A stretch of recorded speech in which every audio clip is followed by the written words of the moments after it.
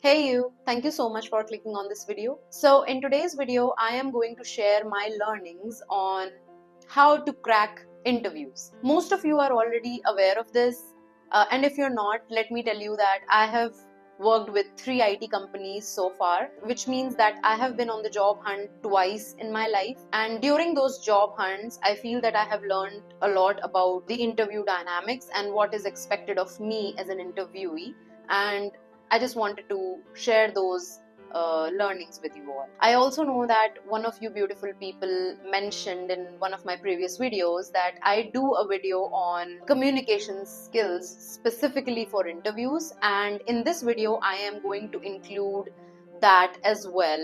But this video is not just going to be about communication, it's going to be beyond that. It's going to be more. How I am planning to share my learnings is that I am going to divide this video into 3 parts. The first part would be about mindset shift and how to approach an interview. The second part would be about creating a safety net for ourselves during the interview. And the third part would be about the communication aspect of interviews. Now, I just wanted to let you all know that I have only appeared for interviews for IT companies. So when it comes to interviews of government jobs, I have not really appeared for those. And I know that government job interviews are a different ballgame altogether. But having said that, I think that the advice that I'm about to share with you can be helpful to you during government job interviews as well.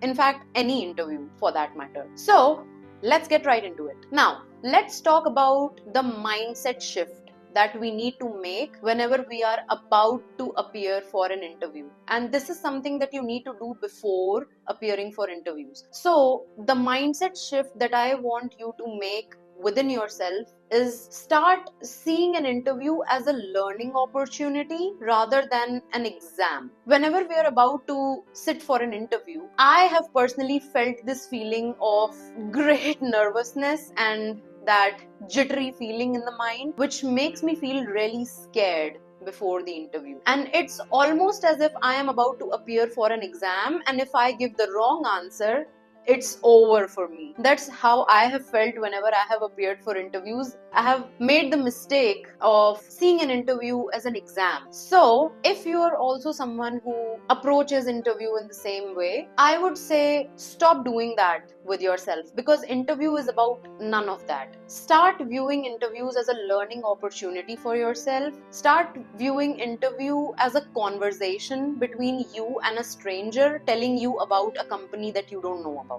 Once it becomes a learning arena, it would automatically make you more inquisitive. It would automatically make you more curious about a company. Speaking of which, whenever you are about to sit in an interview, you need to keep in mind that it's not just about the interviewers knowing you. It is as much about you knowing the company through the interviewer. And trust me, you do want to know about a company if you are planning to spend the next 2 years or the next 5 years or the next 10 years of your life with that company. So if you are investing so much of your time in a place like that, you would want to know about the place as well, right? You would want to know about that company. So I would suggest, once you start seeing an interview as a learning opportunity, be inquisitive. Try to learn as much as you can about the company through the interview. Just like the interviewer is trying to gauge you and trying to know more about you and your skill set, it is your responsibility to know as much as you can about the company as well. By that, I would mean how the company culture looks like, how the company culture focuses on work-life balance, the team that you are about to work with, how are the team dynamics, how often does the team meet outside of work, how often does the team collaborate, how is your immediate manager like, what does the growth progression in the company look like for you. These things are the things that really matter once you land a job, and it is your responsibility to know about these things before you commit to a company, so that you can take informed decisions. Also, if you start getting nervous before an interview, because I certainly do, one thing that you need to keep in mind is that that company needs you as much as you need them. That is why it has a job opening, because it is actually looking for people to hire. And if you are unable to land that job, it's okay, because there are a lot of companies out there which may as well have something better in store for you. Just like a company has a lot of potential employees to pick from, you also have that option to choose your pick from a lot of companies that are out there. So before appearing for an interview for a particular company, just keep these things in mind. Keep this in mind that it's not the only company in the world, and this interview is not an exam. It's a learning opportunity for you to know as much as you can about the company and its culture. This is a mindset shift that I also started adopting within myself later, and that landed me in a good company. Now, moving on to the second part of this video, which would be creating a safety net for ourselves while we are in the interview. When we are in the interview, and especially if it's a technical interview, we get bombarded with a lot of questions, some of which we know the answers to, and some of which we really struggle with to answer. What I have observed with myself especially is that once I start to struggle in an interview, once I start to struggle to give an answer, that is where it starts going downhill for me, and I am unable to control that situation. This is my personal experience. And so, to deal with this problem, I have learned how to create a safety net around me which doesn't let me go downhill. So, when I am saying safety net, I am talking about that one particular answer that can save you from literally anything.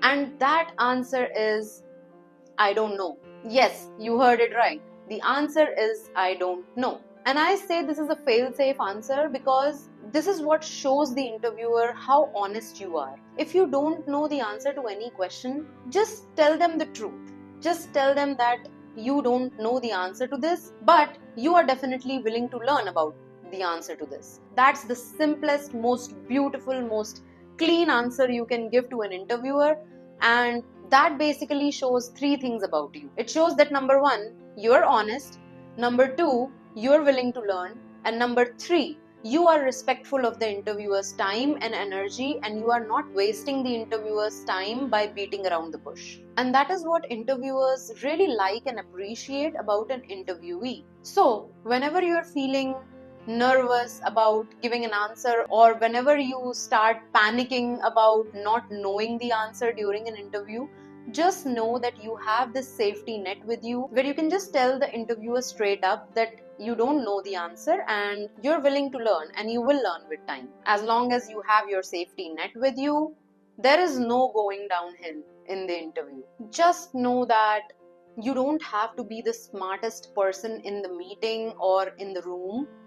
You just have to be a person who is willing enough to learn, because willingness to learn goes a longer way than being the smartest at that instant. Now, let's jump on to the third part of this video, which is related to communication skills during an interview. I have already done a video on how to improve your communication skills, but that video is very generic. It is basically about communication in your daily life, the interactions that you have in your daily life. But when it comes to communication during interviews, it's a bit different because there is something at stake. If you don't have proper communication skills, it could cost you a good job. And so, when it comes to interviews, the first thing that you need to keep in mind is thinking before you're speaking. Thinking before you're answering in an interview is very crucial to you actually nailing the interview. Also, if you're taking your time to think about the question and taking your time to form an answer in your mind before delivering the answer, that actually is very appreciated by the interviewers, because that way interviewers would know that you are using your mind. You are not just blabbering stuff to them just to boast about the information you have. You actually have the ability to do critical thinking before giving an answer or before providing a solution. And that is what the interviewer is actually looking for. For example, let's say an interviewer asks you a really difficult question. If you tell the interviewer straight up that I would need a little bit time to think before I answer to you, and then actually take your time, that would actually impress the interviewer a lot. to be very honest. And so, whenever you come across a difficult question in an interview, just tell the interviewer straight up that I need a minute to think about this. And so I'll take a pause here and I'll get back to you with an answer within a minute. And now you can take a minute or even two to just think about the answer before you deliver the answer to the interviewer. Now, let's come to the thinking aspect of the thinking before speaking. So, whenever you are thinking about an answer, make sure that you are using bullets, just like you would use bullet points whenever you are answering a question in an exam. Make sure that you are using the same bulleting before you are answering the question to the interviewer. So whatever major important points that you want to include in your answer, just make sure that you're making a bullet point of that in your mind before you're about to answer. And once you answer that bullet, you can expand on it, you can explain what it is all about, but while thinking about the answer, you want to make sure that all the major and important points are in your head in the form of bullets. So yeah, that is one way of structuring your answers before delivering them. Now, there may be situations in an interview in which you do not have any time to think and you just need to answer the question to the interviewer, which is also completely fine, by the way. There's nothing wrong in being in that situation. It's just that sometimes we need to think out loud and we need to talk through the entire thinking process to finally reach an answer. Those kind of situations also arise in an interview where you need to do a lot of talking about it, a lot of discussion about it to finally reach a conclusive answer. While it is completely okay to be in a situation like that and to be able to formulate long answers, a very good practice during these situations would be to summarize your answer, whatever conclusion that you have reached at, as a part of your final answer. So, another communication tip would be make sure that you are summarizing your answer at the end as a part of your final answer to the interviewer. So yeah, to summarize this video, I spoke about three things. The first was mindset shift, the second was creating a safety net, and the third was about communication skills. So when it comes to the mindset shift, you need to make sure that you are approaching an interview as an opportunity to learn rather than an exam. And also keeping in mind that there are a lot of companies out there. This is not the only company, and you don't need to be as nervous as you are during an interview. When it comes to creating a safety net, make sure that you carry your safety net with you so that you don't start going downhill in an interview. And that safety net would be being honest and telling the interviewer that you don't really know the answer, but you are willing to learn about the solution or the answer. So when it comes to the communication skills, you need to make sure that in an interview, you are taking your own sweet time to think before answering a question and actually telling an interviewer that you need a minute or two to think about the answer before giving the answer. One thing that you can do to think about an answer is using bullets or bulleting, making sure that the most important points that you want to highlight in your answer are in your mind in the form of bullet points, and then you can expand on those bullet points while you are giving the answer. Another thing you can do, which can count as good communication, would be summarizing your long answers to the interviewer and giving that summary as a part of your final answer so that the interviewer is not confused with all the mumbo jumbo